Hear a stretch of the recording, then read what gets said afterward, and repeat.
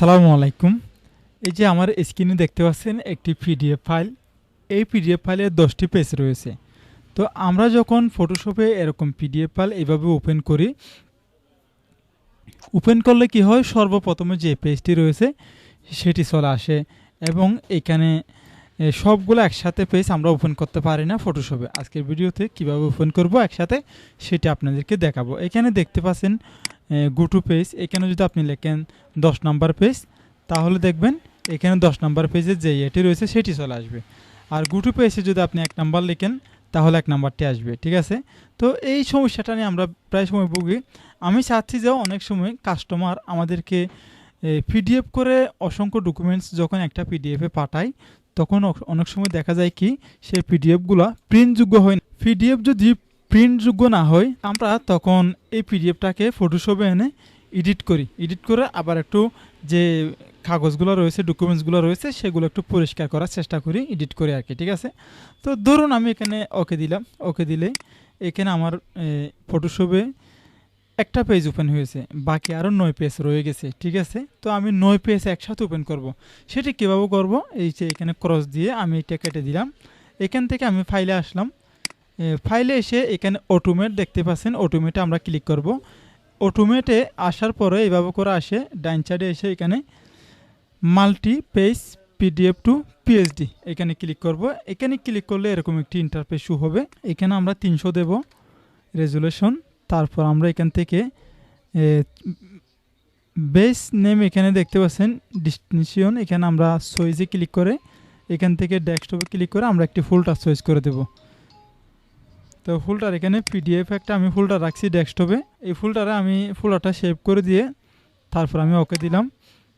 তারপর আমি এখান থেকে সাইজে ক্লিক করব, ঠিক আছে? সাইজে ক্লিক করে আমার যে পিডিএফ ফাইলটি রয়েছে সেটি এখানে নিয়ে আসবো, ঠিক আছে? এই যে এটা হচ্ছে পিডিএফ ফাইল। এটা এখানে আনার পরে আমি এখানে ওপেনে ক্লিক করলাম। ওপেনে ক্লিক করে এখন আমি এখানে ওকেতে ক্লিক করে দেব, ঠিক আছে? এখন অলরেডি আমার ফাইলটা এখানে আছে। তারপর আমি এখানে ওকে বাটনে ক্লিক করে দেব, ঠিক আছে? আমি কিন্তু ওকে বাটনে ক্লিক করার পরে আমাদের একটু ওয়েট করতে হবে, কিছুক্ষণ লোডিং নেবে। লোডিং নেওয়ার পরে এইভাবে করে একটা পিএইচডি ফাইল হচ্ছে আর কি, যে পিডিএফ থেকে এটা পিএইচডি হচ্ছে।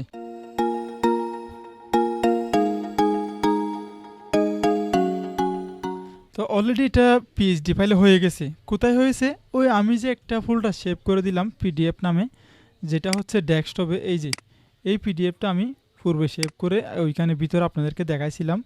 এটা এইখানে এখন সম্পূর্ণ ফাইলগুলো এই ফোল্ডারে চলে আসছে, ঠিক আছে? দেখুন আমি 10টা ফাইল এখানে পিএইচডি ফাইলে হয়ে গেছে, ঠিক আছে? আমি চাইলে এখান থেকেও নিয়ে যেতে পারি এবং ফটোশপে এসে এখানে ফাইলে গিয়ে ওপেনে ক্লিক করে এখান থেকেও আমি সেই পিডিএফ ফাইলটি সিলেক্ট করতে পারি। এই যে পিডিএফ ফাইলটি এখানে সিলেক্ট করলাম। সিলেক্ট করে এগুলো হচ্ছে এখন ফটোশপে পিএইচডি ফাইল হয়েছে আর কি। তারপরে ড্র্যাগ করে আমি ওপেনে ক্লিক করলাম।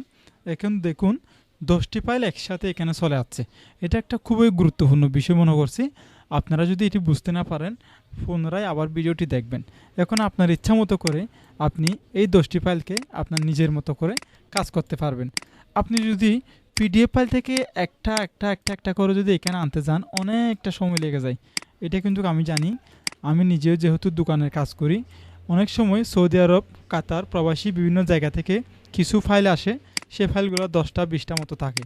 আসলে সেইখানে অনেক ফাইলে এডিট করতে হয়, পরিষ্কার গোলা থাকে, বোঝা যায় না, যার কারণে ফটোশপে এডিট করে প্রিন্ট করতে হয়। সেরকম ফাইলগুলো কিন্তু একটা এখানে আনতে গেলে অনেকটা কষ্ট হয়, ঠিক আছে? আশা করি আপনারা বুঝতে পারছেন কীভাবে একটা পিডিএফে অসংখ্য ফাইলকে আমরা একসাথে এখানে নিয়ে আসতে পারবো। পরিশেষে আমাদের এই ছোট্ট চ্যানেলটি সাবস্ক্রাইব করবেন, পাশের বেল আইকনটি ক্লিক করে আমাদের চ্যানেলের সাথে থাকবেন। আসসালামু আলাইকুম ওয়া রাহমাতুল্লাহি ওয়া বারাকাতুহু।